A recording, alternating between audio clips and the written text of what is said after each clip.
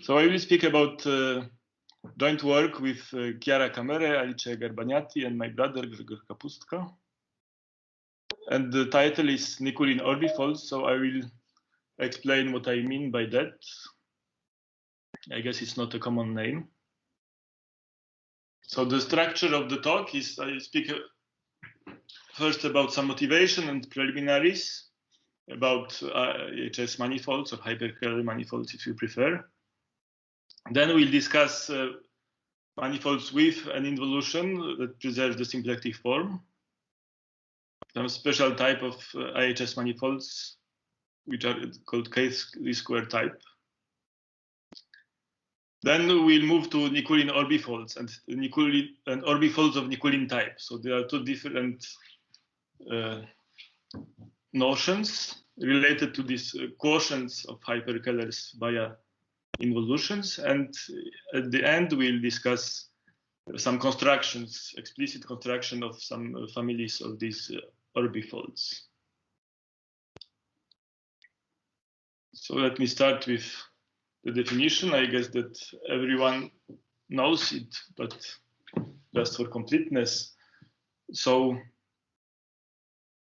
I will use the name irreducible holomorphic symplectic, but people use irreducible symplectic or hyperkahler. So the shortening of the name is IHS, and that will be the most common for me.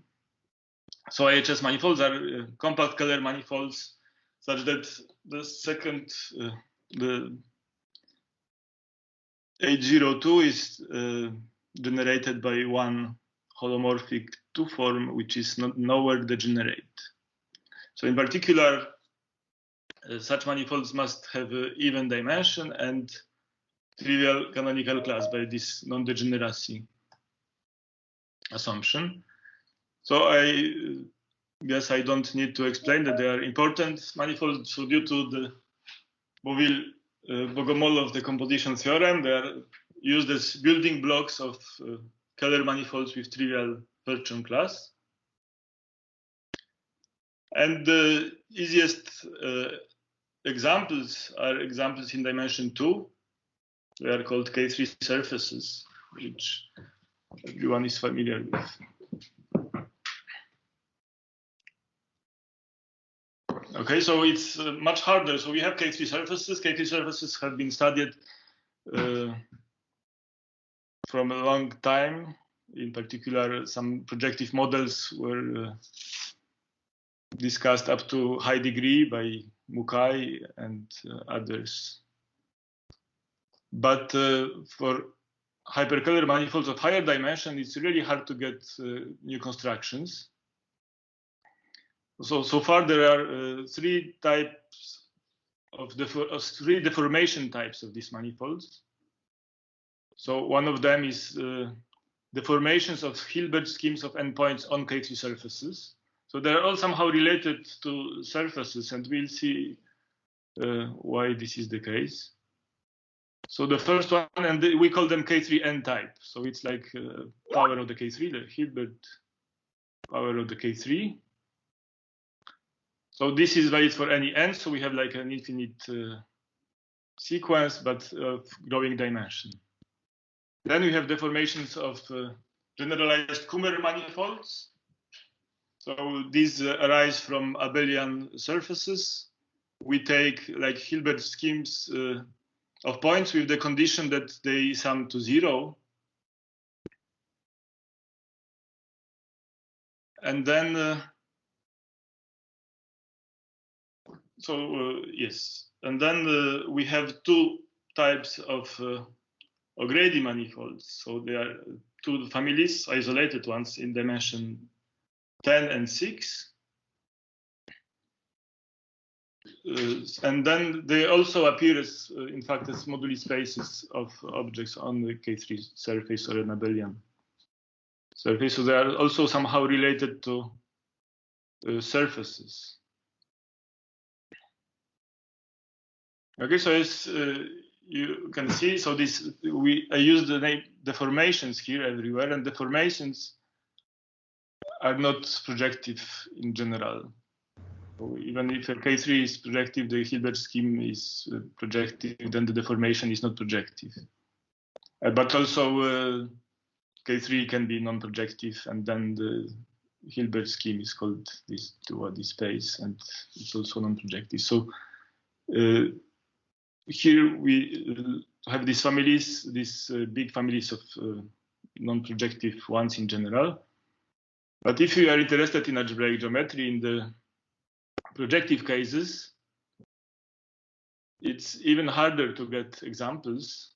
And so there are, in fact, only a few known families of such IHS manifolds, which are described completely, and there is somehow evidence that there shouldn't be much more, at least of those that we can describe, because so for the first one you take a cubic fourfold in P5 and consider the Hilbert scheme of lines on that, or the Fano variety of lines.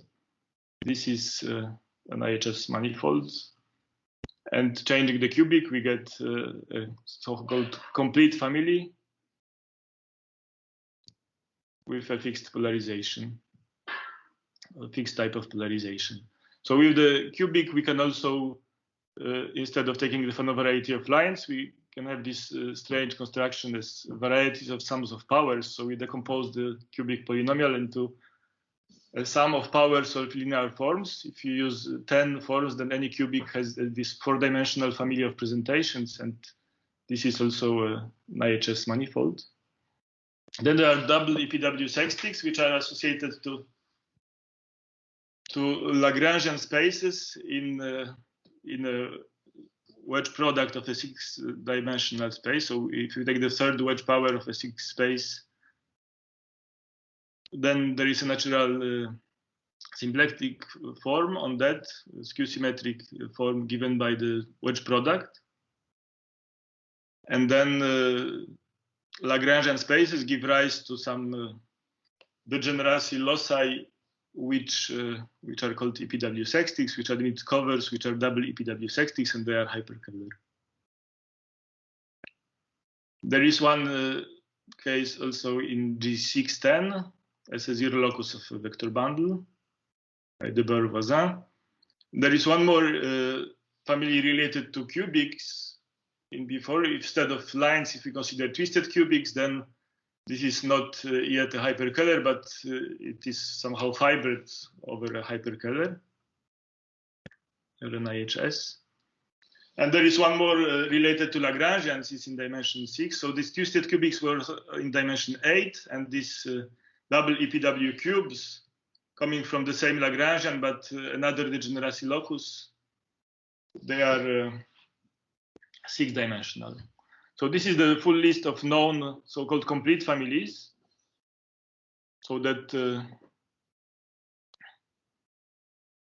like every element with this polarization must be in this family. That's the notion of complete.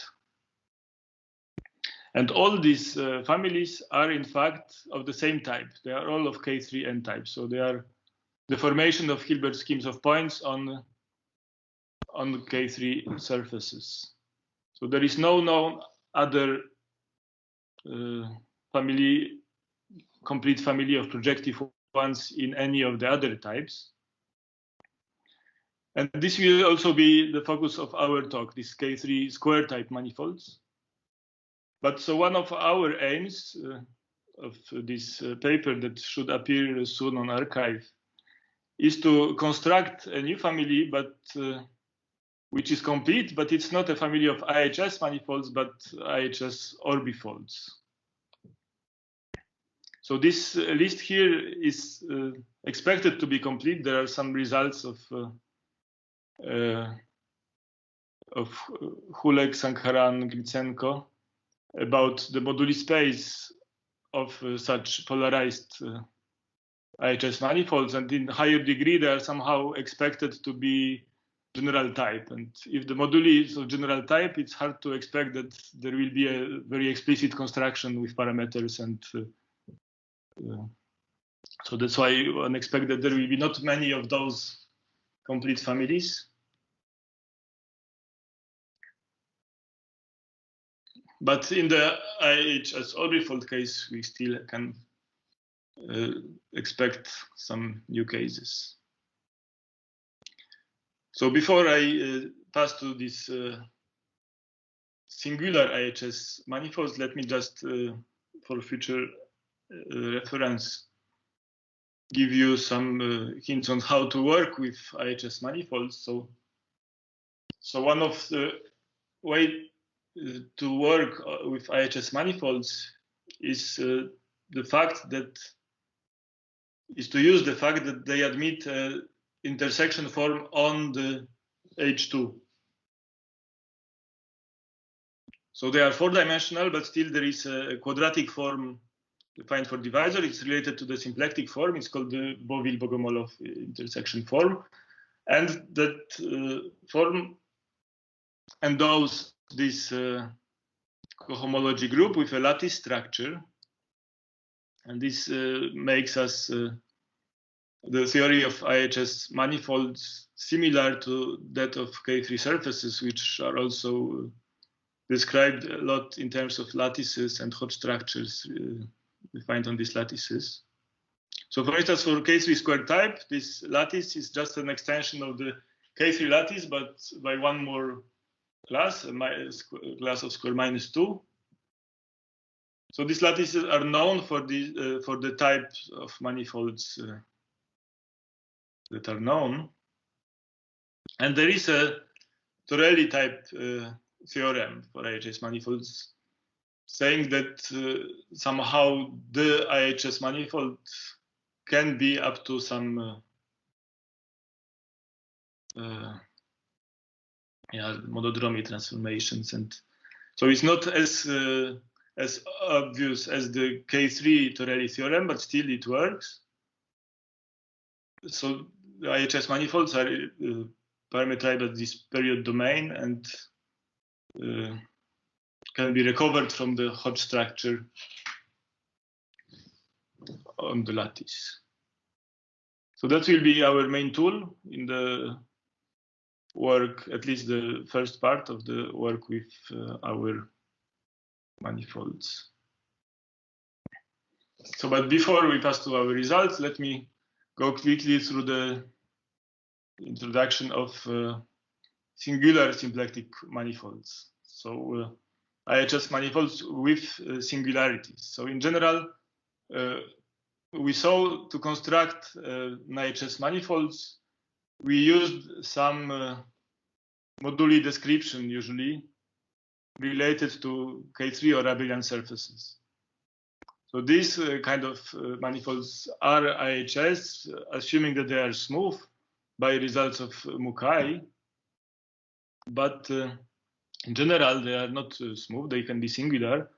And then this singular variety are still natural to study. And so the general context to study them is the context of singular symplectic manifolds. So for that, there are many definitions of singular symplectic. The most general one is we want this non-degenerate holomorphic 2 form only on the smooth locus. But that's somehow not enough. We would like to have it extend to some resolution of the singularity. If it extends to 1, it extends to all resolution. It's not non-degenerate anymore after the resolution, but we want just it to extend to a holomorphic 2 form. So that's the most general definition, but usually we restrict to some more special cases. For instance, we want this symplectic form to be unique up to scalar constants, or the manifold to be simply connected, or have some vanishing of cohomology, and this gives rise to like primitive symplectic and other types. So we'll be mainly interested in symplectic orbifolds, which is a special case of these ones. And so orbifolds are natural because when we take an IHS manifold with an automorphism which preserves the symplectic form, and then we take the quotient, then the quotient has this symplectic form on the smooth locus. So it will be in the end singular symplectic manifold, it will be also an orbifold. So that's one of the reasons to study IHS orbifolds. So the definition is an IHS orbifold is just an orbifold, so it has orbifold singularities such that it is simply connected and has a unique up to scalar multiple non-degenerate holomorphic 2 form.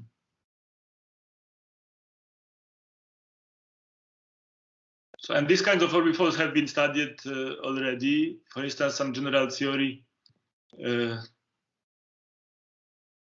has been developed. In fact, even for this most general symplectic manifold, singular symplectic one means varieties with symplectic singularities.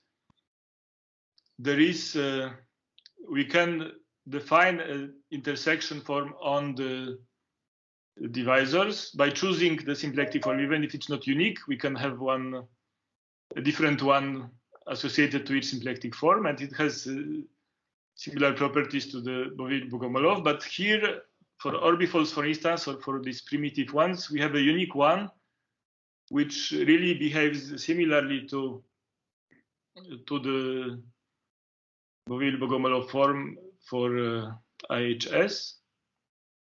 And so it gives a lattice on H2 of such an orbifold. And there is the global Torelli theorem extends by some results of Mene. So it's almost as strong, the global Torelli theorem, as for smooth IHS manifolds, in this case of orbifolds. So that's another tool that is important for us.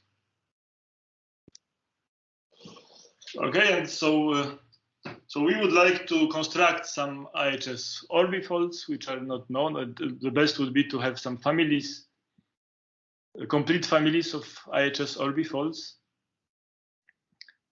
But it's also interesting to study orbifolds which arise from quotients of IHS manifolds.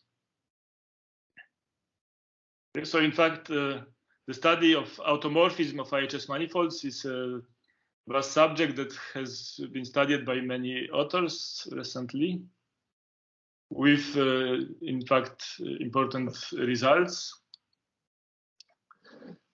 So we have two types of automorphism on an IHS manifold. And these types are divided with respect to the action on the symplectic form. So they either preserve the symplectic form or do not preserve it. So we know that the symplectic form is unique up to scalar multiplication. So they must be, if they don't preserve it, they must multiply it by some. If it's an automorphism of finite order, it must be a finite root of unity.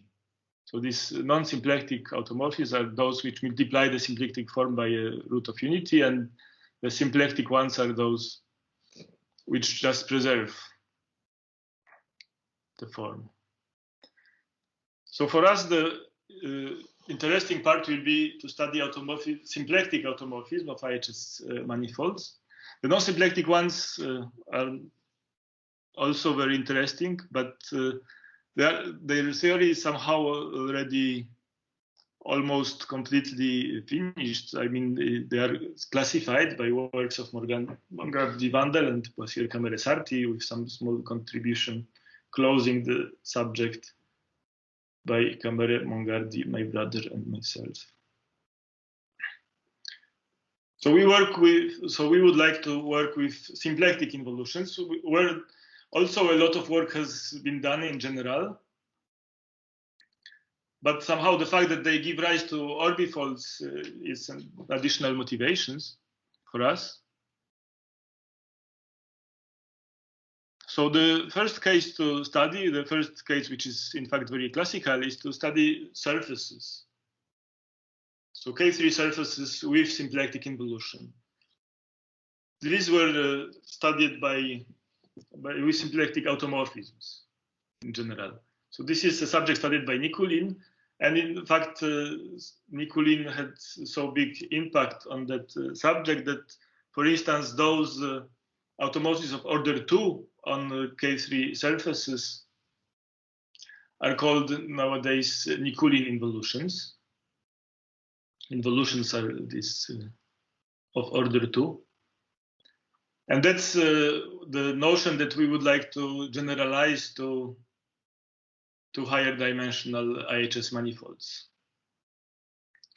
So let me just summarize what is known for K3 surfaces to see in what direction we would like to go.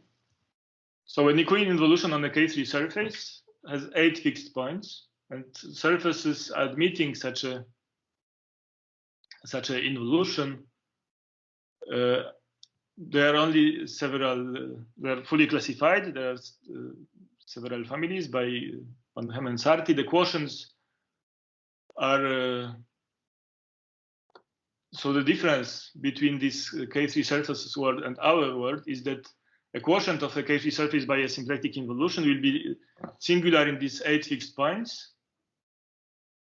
But then the singularity will be just nodes. So we will just blow up the singularities and get a K3n resolution, which will again be a K3 surface.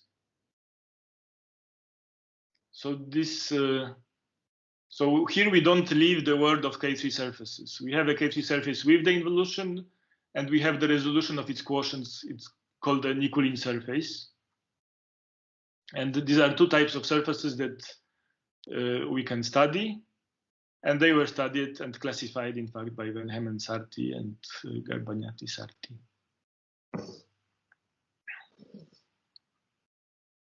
So, and this, all this classification thing is done in terms of associated lattices.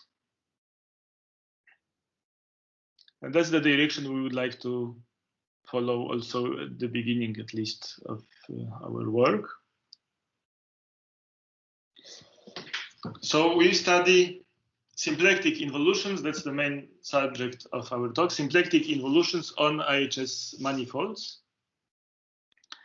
And then related quotients, which will not be IHS manifolds anymore, but they will not admit a resolution of singularity, a K3n resolution of singularities. That's why we need to go into the world of orbifolds.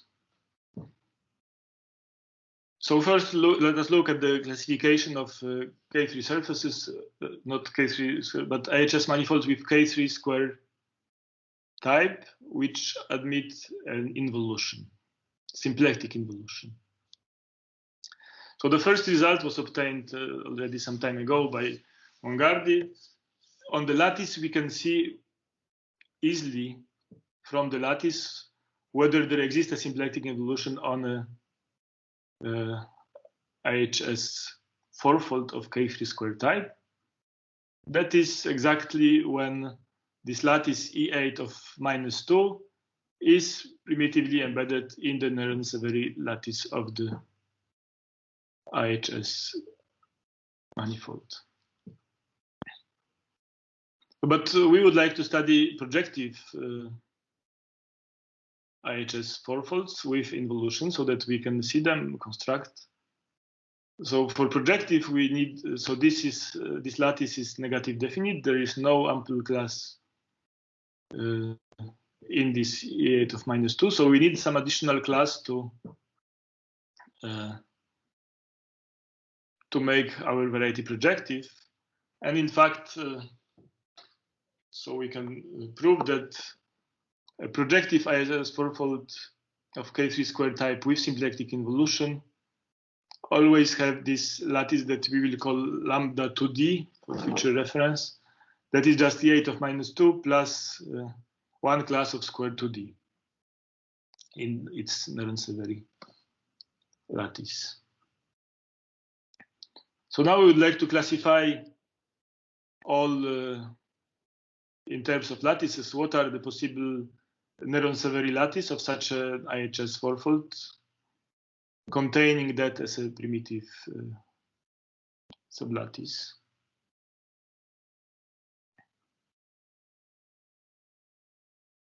Okay, so we would like to see. So whenever we choose such a sublattice, we can consider somehow the moduli space of hyperkahler manifolds, IHS manifolds, with Néron-Severi lattice containing that sublattice. So this might have several components, but somehow, so there are several families of these, we'll call them 2D polarized K3 type fourfolds admitting a symplectic involution.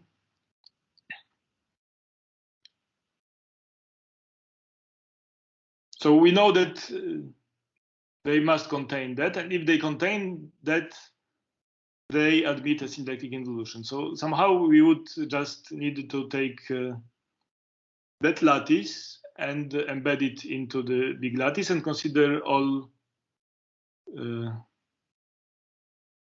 manifolds which contain it.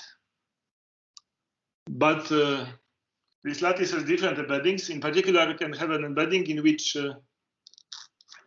it has an overlattice inside the IHS lattice. So what we should consider is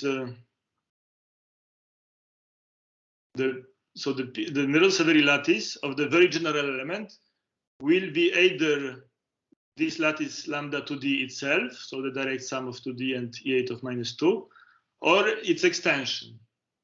So if D is odd, there are no extensions of that lattice, but if D is even, by results of Van Geemen and Sarti, there is exactly one more overlattice that we'll call lambda 2D tilde, which is obtained from that lattice by choosing an additional generator.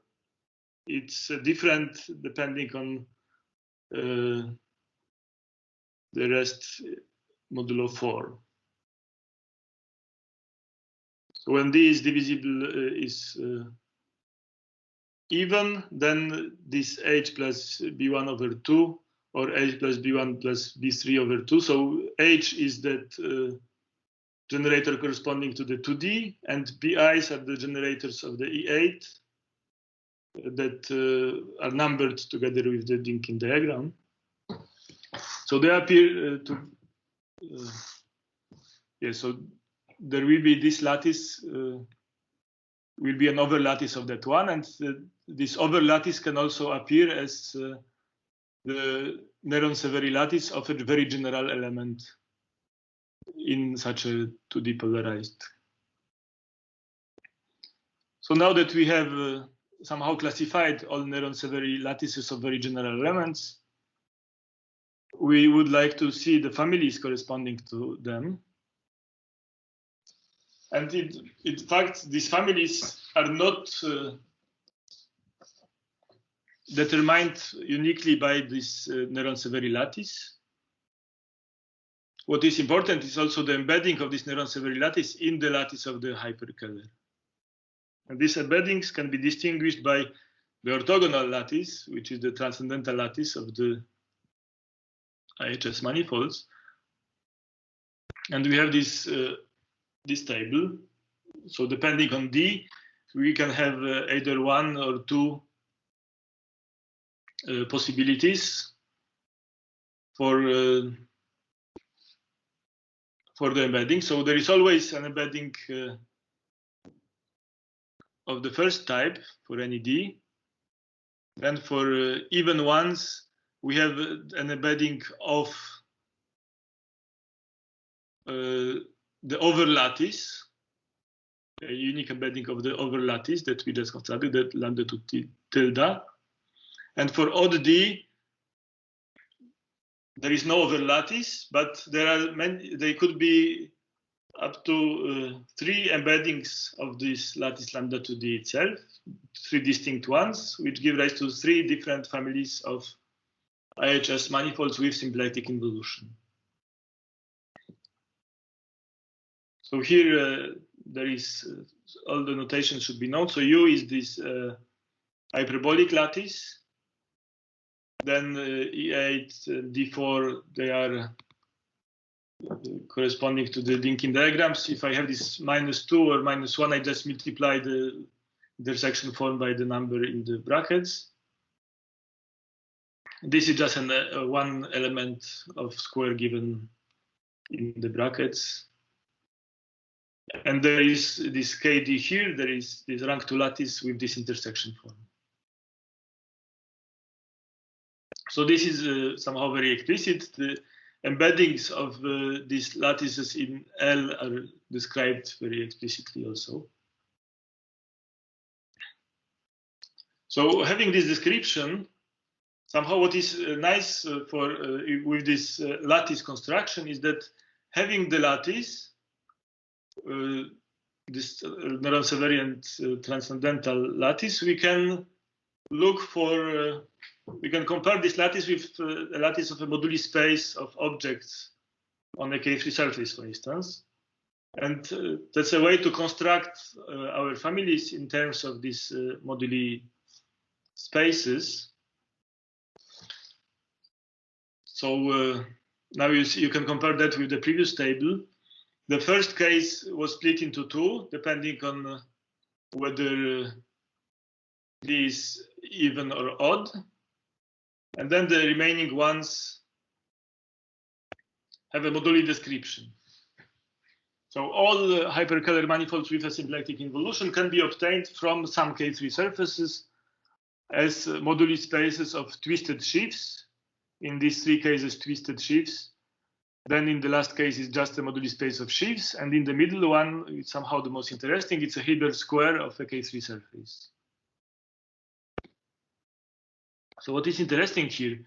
So it's not hard to construct an IHS manifold with a symplectic involution, having a K3 surface with a symplectic involution. We just take a K3 surface with symplectic involution. For instance, we take the Hilbert square, and there is a symplectic involution also on induced by the involution on the of the K3 on the Hilbert square. But what is interesting here, so this would be just a subfamily of that one. So the K3 surfaces that we have here, corresponding to our families, they are K3 surfaces which do not admit any symplectic involution. So they are, as you can see here, they are K3 surfaces with somehow seven nodal K3 surfaces in a family. And so they are codimension 7 in a family of polarized K3 surfaces with degree 2D. So as this condition of having these 7 - 2 classes is codimension 7, but those which admit an involution have 8 fixed points. So they are somehow codimension 8, because these Nikulin surfaces come from resolutions of 8 nodal K3 surfaces. So there are special codimension 8 families of K3 surfaces with symplectic involution. So the ones that we use here are somehow bigger families, dimension 1 bigger. And still, even if there is no symplectic involution on the K3, there is an symplectic involution on the Hilbert square of the K3 or on the moduli space of objects on the K3. And to do it explicitly, to see that involution is very difficult in general, so we can do it in one case. Let me just illustrate that. So we take the case for D equal to 1. So we have a K3 surface of degree 2 with this lattice, so it's like a 7 nodal one. And we would like to construct a symplectic involution of on its Hilbert square. The K3 itself doesn't have any symplectic involution, but it has some non-symplectic ones related to the double cover. So we can describe the K3 surface as a double cover of a Del Pezzo surface of degree 2. And then the covering involution is a non-symplectic involution. But we can also describe our K3 surface as a symmetric quartic surface, symmetric with respect to just reflection on P3. And then on a quartic surface, there is, on the Hilbert scheme of a quartic surface, there is this so-called Bouville involution that takes just 2 points on the K3, span the line by these 2 points. This line meets the K3, the quartic, in 4 points. So there is a residual pair which defines the image of the involution. This is somehow a birational involution, which is also non-symplectic. And this we can check that these 2 involutions that we defined, non-symplectic, both non-symplectic ones commute. And if we compose them, we get an involution which is symplectic. So because non-symplectic involutions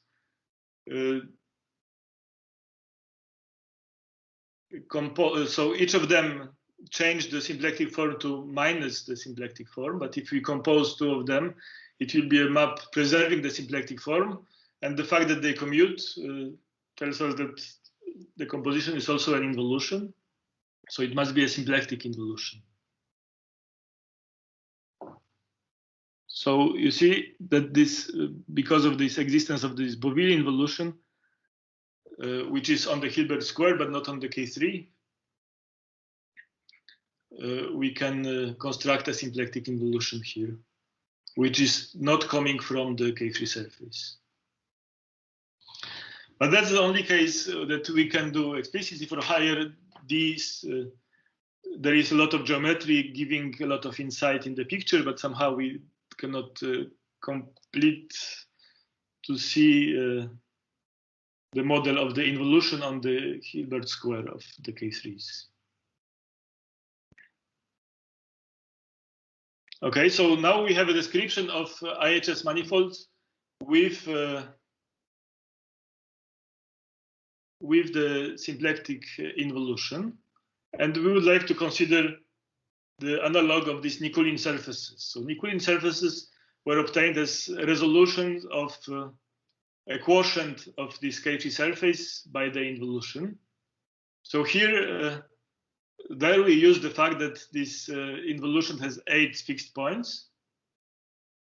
But here, by results of Camere and Mongardi, a symplectic involution on this K3 square type IHS fourfold has not only this fixed K3 surface, which is a codimension 2 fixed locus that we can resolve. We can get a K3n resolution because it's like a nodal singularity locally. But there are also 28 fixed points. So the singularity in the quotient of these 28 fixed points is a singularity that has no symplectic resolution, no K3n resolution. So the construction of a smooth Nikulin fourfold is not possible. There is no resolution, and we can not deform that also. So this 28 fixed point might somehow be there in the family of IHS orbifolds, but this K3 can be resolved. So that's what we call the Nikulin orbifold, is the partial resolution of this quotient by just resolving, by taking the K3n resolution of this singularity arising along the K3 surface. So it is still this Nikulin orbifold will still be singular in 28 fixed, 28 points coming from the fixed points. And this kind of Nikulin orbifolds have already been studied before. For instance, there is a general result by Menet describing the lattice structure. So they are IHS fourfolds, but of K3n type, we can say somehow. but so their lattice is different. So they are not K3 square type. In fact, they have a different lattice in cohomology. But the lattice can be understood explicitly. So there are also some constructions of Nikulin orbifolds were known, some by Markuszewicz and Tichomirov, and some by Mene himself. But somehow no general theory of these Nikulin orbifolds. I mean, not general theory is there, but somehow classification was not known. So now we would like to use our lattice description of IHS fourfolds with involution to the study of Nikulin orbifolds.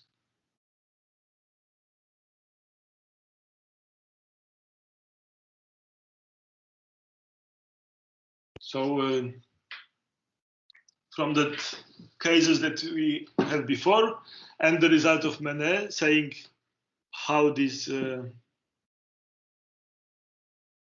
in fact, so I told you just about the lattice, but in fact it's also there is also a map between lattices of the hyperkahler and that orbifold one. So it's we can really do, using our lattices, we can really compute explicitly what is the lattice, the Néron-Severi part and the transcendental part in each case on the orbifold. So now this transcendental part is the Néron-Severi inside the lattice found by Mene. So here there are different possibilities. So we see that these cases are somehow more distinguished by the Néron-Severi than the previous ones. Only these two have the same Néron-Severi, but in a different embedding. And the others are somehow a bit different.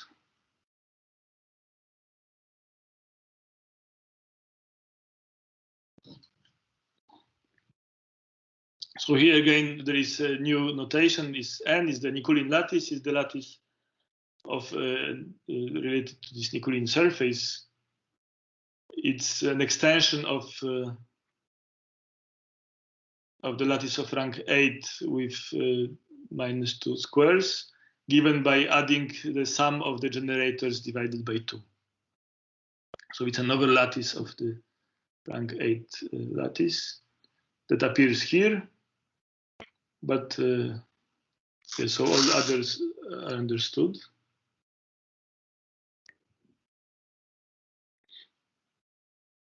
So having now this lattice description of Nikulin orbifolds, and there is also a description of IHS manifolds, and there is a K3 surface, which is the K3 surface. In fact, there are two K3 surfaces. One of them defines our Nikulin orbifold as a moduli space, not Nikulin orbifold, but the IHS fourfold with involution as a moduli space of objects on a K3 surface. But there is another K3 surface coming from the fixed locus of the involution. And we can observe that this K3 surface coming from the fixed locus of the involution should somehow be related to the Nikulin fourfold, because it is the Nikulin fourfold contains the exceptional locus over that K3 surface. So to build the Nikulin fourfold, we needed to blow up, or not blow up, but resolve this K3 surface. Or maybe even blow up, yes. So this fact, in fact, tells us that there should be a relation between this fixed K3 surface and the transcendental lattice of this fixed K3 surface and the transcendental lattice of the Nikulin orbifold. So we formulate a conjecture, but we are able to prove it only with rational coefficients or on some families that we are able to construct. But we believe it should be true. So this lattice, the transcendental lattice of the Nikulin orbifold, should be the same lattice as the transcendental lattice of the K3 surface. F. So what is interesting here is that these K3 surfaces F,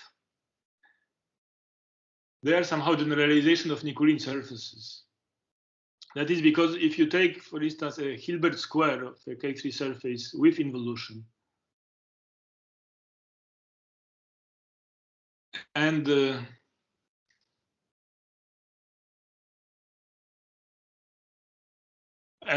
we use the involution induced by the involution of the K3 surface, then the fixed locus of such an involution contains the Nikulin surface itself, because it contains somehow symmetric pairs, are pairs of points such that they are, one is the image of the other through the involution on the K3 surface.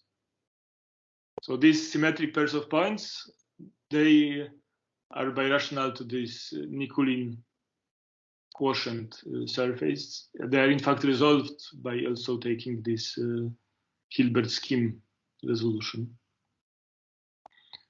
So in special cases, this fixed surface is the Nikulin surface, but our fixed surfaces are somehow more general than the Nikulin ones.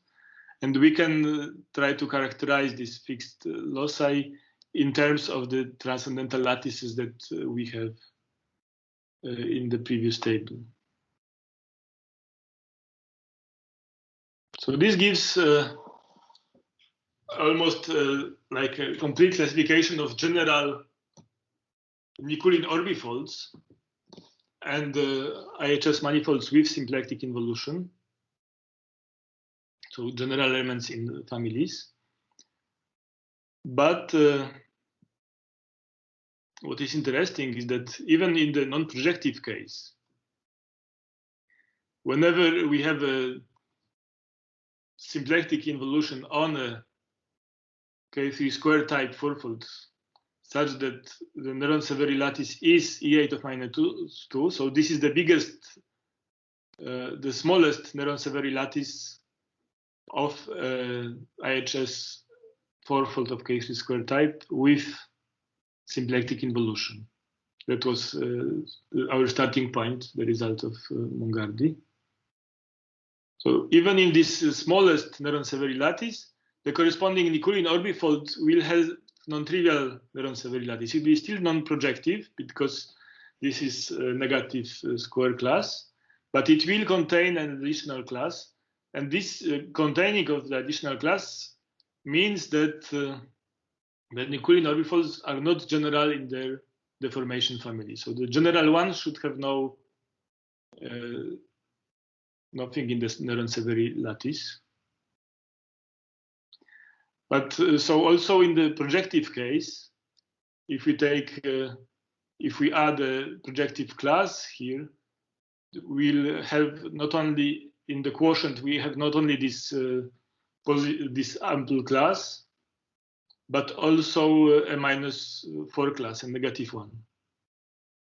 So also for projective Nikulin orbifolds, the general one in the deformation family is not a Nikulin orbifold.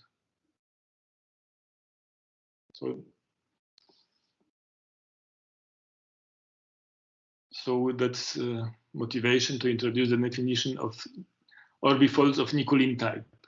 So if you would like now to describe a complete family related to Nikulin orbifolds, a complete deformation family of those with some polarization, we need to go beyond the world of Nikulin orbifolds. We need to study their deformations, which are orbifolds of Nikulin type. So Nikulin orbifolds can be dense inside the moduli of these orbifolds of Nikulin type, similarly as the moduli of IHS fourfolds is densely covered by those which are Hilbert squares. But we will not fill the whole by Nikulin orbifolds. So our aim now will be to construct a family of orbifolds of Nikulin type, a complete family. So to do that, we need a bit more of general study. So we would like to study projective models of this Nikulin type orbifolds or Nikulin orbifolds themselves to have an ambient space in which we can describe them and deform them. So to have the right ambient space, we need the Riemann-Roch type formula. This, by the description of the construction of these Nikulin orbifolds, we are able to deduce a formula, in fact, a general formula for Nikulin orbifolds. So this is done for Cartier divisors, but we can have also a Riemann-Roch or Weil divisors or Court-Cartier. So it's Court-Cartier means half Cartier divisors on Nikulin orbifolds. And there the formula depends not only on the degrees. So this Q is the Boville-Bogomolov quadratic form.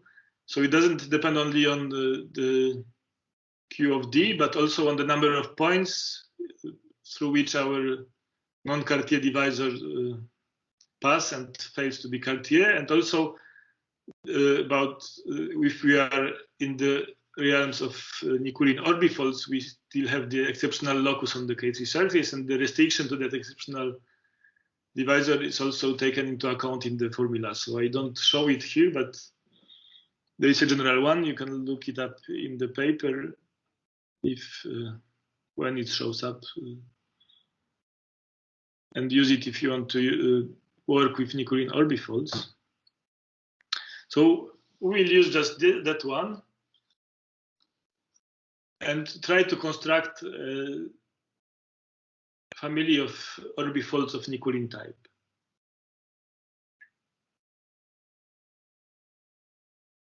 So as I told you, our aim is to construct orbifolds of Nikulin type, but we can use first the construction of orbifolds themselves.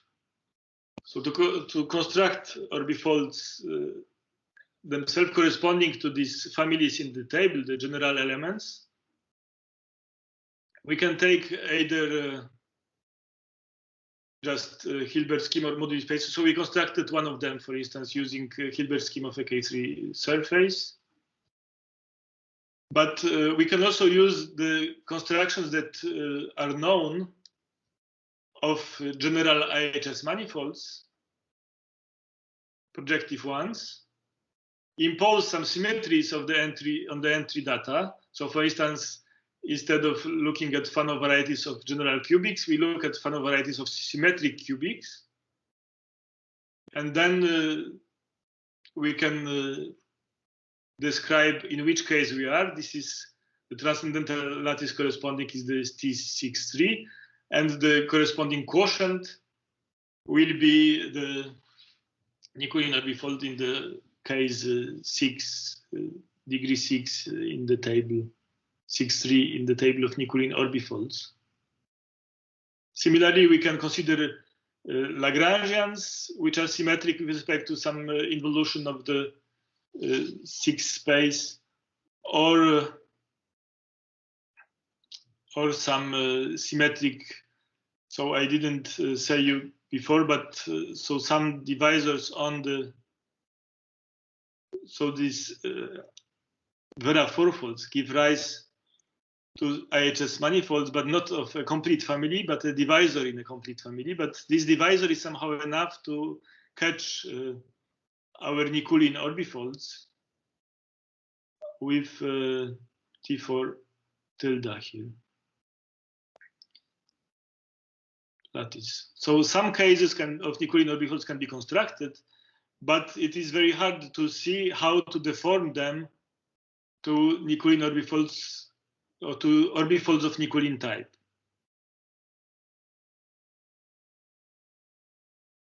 Yeah, so the family that we constructed with the Hilbert scheme description was this T22 transcendental lattice.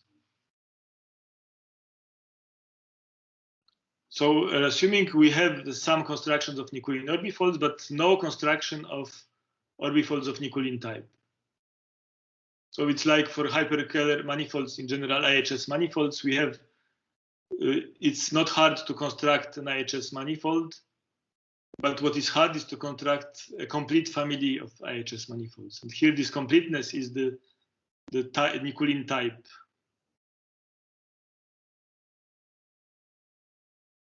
So we have one construction of orbifolds of Nikulin type. It is in fact not a complete construction. So you'll see. So it's the first non-complete family of is the first complete family of IHS orbifolds constructed so far. It is of degree of the polarization 2 and divisibility 1. So now you remember the lattice of a Nikulin orbifold needed to have -4 in this Neron-Severi lattice. Here we don't have the -4, we just want a class of square 2. So if it will be a class of square 2 and a class of -4, then there will be subspaces which are of Nikulin orbifolds. But the general element will just have this class of square 2 as a Cartier divisor. So what we prove is that if we have this class of square 2 on an orbifold of Nikulin type, then this class defines a 2-to-1 map whose image is a complete intersection in P6 of a cubic and a quartic, which is branched along a surface of degree 48. So this reminds a bit the construction of double EPW sextics, where the IHS manifold was double cover of this sextic hypersurface branched in a surface. Here we have our orbifold will be a double cover of the complete intersection in P6. It will be a fourfold, which is branched along a surface. But it will be singular. This complete intersection has more singularities than just that surface. There will be some additional points, so the double cover will not be smooth anymore. It will be orbifold of Nikulin type. So how to see that? We see that by constructing Nikulin orbifolds. Nikulin orbifolds related to a construction of IHS manifolds related to Vera fourfolds and leading to varieties which are double covers of a quartic section of a cone of P2 times P2. And this special quartic section called an EPW quartic section. So for such manifolds, we can describe, so when this quartic section is symmetric with respect to the exchange of the two factors in the P2, we can explicitly describe this 2-to-1 map given by the polarization of degree 2. It is indeed a complete intersection of two hypersurfaces. One is just somehow the symmetric product of P2, so it's this cone over the secant of a Veronese surface, or a symmetric determinantal cubic. And the other is the image of this EPW quartic through this involution exchanging the factors. So this is done explicitly, but this is only a special case. So we need to extend this first by Riemann-Roch and then by some deformation argument. We first prove that this is also valid in general. So for Nikulin orbifolds, this map is always 2-to-1.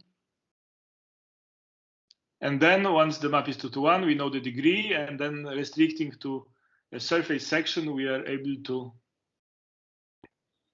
prove that the image is always a complete intersection 3-4.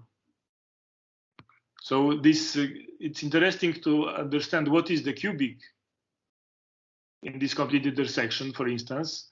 So we don't have a general description of this